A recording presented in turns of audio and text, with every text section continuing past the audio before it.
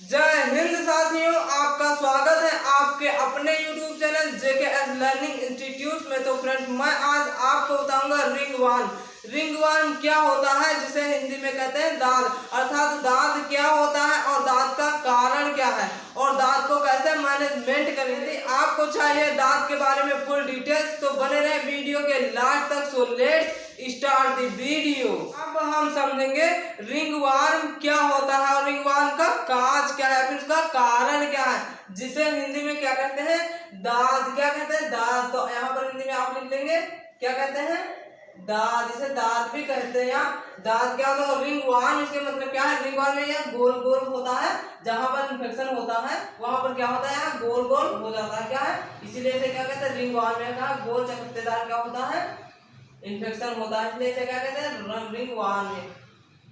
और हिंदी में क्या कहते हैं, दाद। तो समझते हैं दाद क्या होता है। इसमें क्या लिखा हुआ है, a high contagious infection of the skin by the fungi. इसके कहने का मतलब यह स्किन पर, त्वचा पर होने वाला एक तीव्र गति से फैलने वाला क्या है, इन्फेक्शन है या फिर संक्रमण है, जो कि किसके द्वारा होता है, बाय द फंगी के द्वारा या कवक के द्वारा होने वाला क्या है, एक प्रकार का इन्फेक्शन जो बहुत तीव्र गति से किस पर, त्वचा पर फैलता है। क्या है, यह कवक के द्वारा होने वाला एक प्रकार का तीव्र गति से फैलने वाला इन्फेक्शन है या संक्रमण है, जो कि कहां पर होता है, त्वचा पर होता है। आगे क्या लिखा हुआ है, it spread by the skin to skin contact और by touching an infected person. इसके कहने का मतलब है यह फैलता है कैसे, स्किन टू स्किन कॉन्टैक्ट। कहने का मतलब क्या है, त्वचा से त्वचा का जब संपर्क होता है, जब इन्फेक्टेड पर्सन के संपर्क में दूसरा पर्सन क्या करेगा, त्वचा से संपर्क बनाएगा, तो उसको भी क्या हो जाएगा,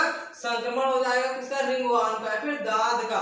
और आगे क्या लिखा हुआ है, bye touching an infected person. और क्या, इन्फेक्टेड पर्सन को क्या करेंगे, आप टचेंगे, उसके कांटेक्ट में रहेंगे ज्यादा, ये टच करके कुछ करेंगे तो क्या होगा, आपको भी क्या हो जाएगा, इन्फेक्शन हो जाएगा, किसका, दाद का या फिर रिंगवर्म। आगे समझते हैं इसके काज क्या। तो काज क्या है इसका, फंगी। क्या, फंगी आगे भी बता चुके हैं आपको, क्या है, कवक है। क्या, फंगी मींस क्या, कवक। कवक के नाम क्या है, ट्राइकोफाइटोन। क्या है, ट्राइकोफाइटोन क्या है, एक प्रकार का माइक्रो ऑर्गेनिज्म होता है, जो कि क्या है, कवक, जो कि क्या है, एक कवक है। क्या है, कवक है, फंगी है, कवक है, ठीक है। क्या है, ट्राइकोफाइटोन और क्या, माइक्रोस्पोरम। क्या, माइक्रोस्पोरम में दो प्रकार के क्या है, फंगी, कवक है, जो क्या करते हैं, रिंगवर्म में दाद का कारण बढ़ते हैं या दाद को उत्पन्न करते हैं।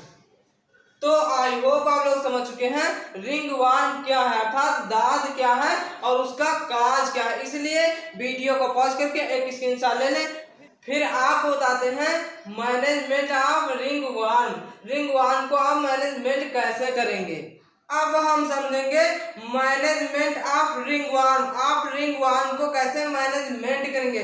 तो जैसा कि यहाँ पर क्या होता है, non pharmacological management and pharmacological management. तो नॉन फार्माकोलॉजिकल मैनेजमेंट में क्या होता है, आप बिना दवाई लिए कैसे ट्रीट कर सकते हैं किसी भी डिसीज को, तो उसको क्या कहते हैं, नॉन फार्माकोलॉजिकल मैनेजमेंट। और यदि दवा लेकर के आप ट्रीट कर रहे हैं या ठीक कर रहे हैं, तो क्या है, फार्माकोलॉजिकल मैनेजमेंट। तो जैसा कि मैंने पीछे ही बता चुका हूँ, क्या बताया है कि यह जो रिंगवर्म होता है क्या होता है, स्किन टू स्किन कॉन्टैक्ट से फैलता है। तो आप क्या करेंगे, किसी भी इन्फेक्टेड पर्सन के कॉन्टैक्ट में नहीं रहेंगे, ताकि उसके स्किन से आपकी स्किन टच ना हो, तो क्या होगा, आप इन्फेक्शन से बच सकेंगे। बस यही एक उपचार क्या है आपका, दाद का, नॉन फार्माकोलॉजिकल मैनेजमेंट में। आप समझते हैं फार्माकोलॉजिकल मैनेजमेंट क्या है, और इसी को क्या कहेंगे, एंटी फंगल ड्रग्स। क्या है, एंटी फंगल ड्रग्स, क्योंकि जो दाद होता है या रिंगवर्म होता है वह एक फंगल के कारण होता है। क्या, फंगस इन्फेक्शन के कारण होता है। क्या, फंगी मीन्स क्या होता है, कवक। एक कवक के कारण क्या होता है,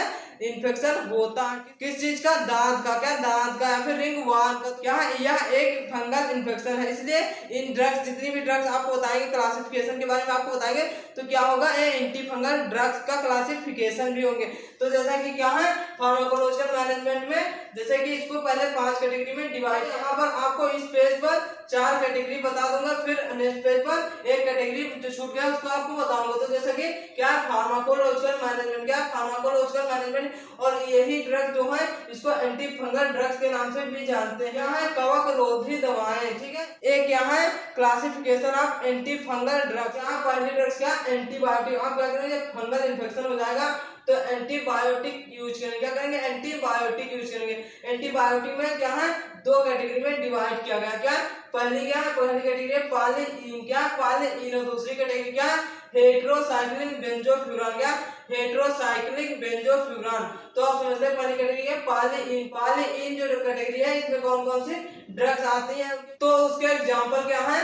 एम्फोटेरिसिन बी। क्या है? Amphotericin B. क्या?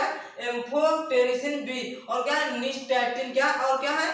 निस्टैटिन। और क्या है? निस्टैटिन। निस्टैटिन। और क्या? हाइमाइसिन। क्या? हाइमाइसिन। और क्या है? नाइट्रामाइसिन। क्या है? नाइट्रामाइसिन। ये सब क्या है? एंटीबायोटिक जो कि पॉलीइन कैटेगरी के एग्जांपल है। फिर दूसरी कैटेगरी क्या है? हेटेरोसाइक्लिक बेंजोफ्यूरान। हेटेरोसाइक्लिक बेंजोफ्यूरान का एग्जांपल क्या है? ग्रिसियोफुल्विन। क्या है?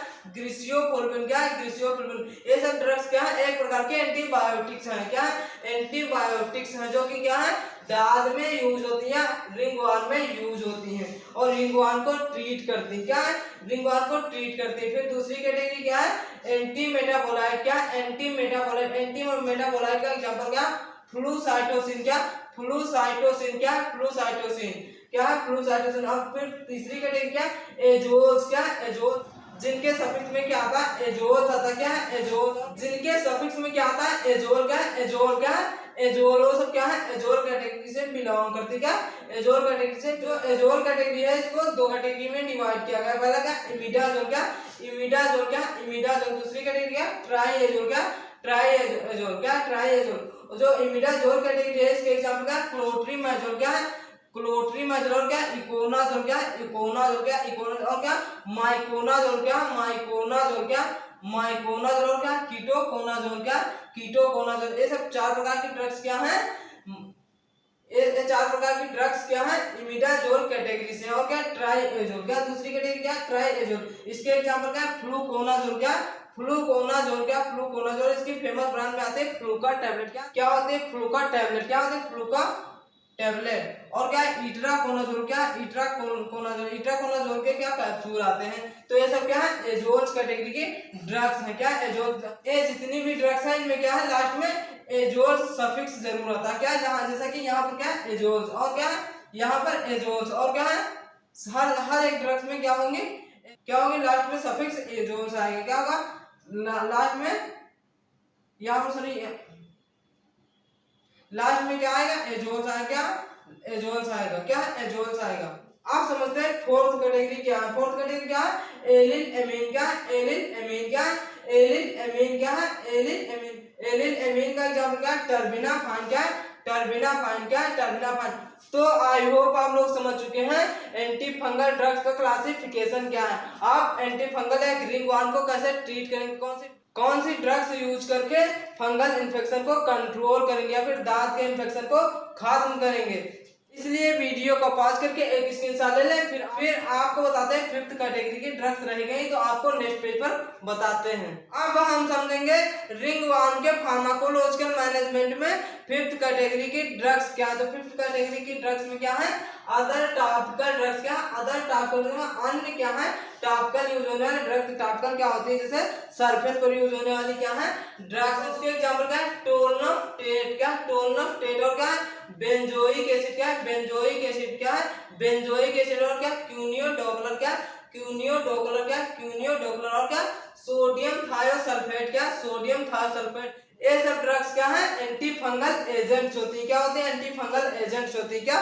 इसके कहने का मतलब क्या होता है? रिंगवर्म में यूज होने वाली ड्रग्स होती है। क्योंकि क्या होता है जो रिंगवर्म होता है फिर दांत होता है वो क्या होता है?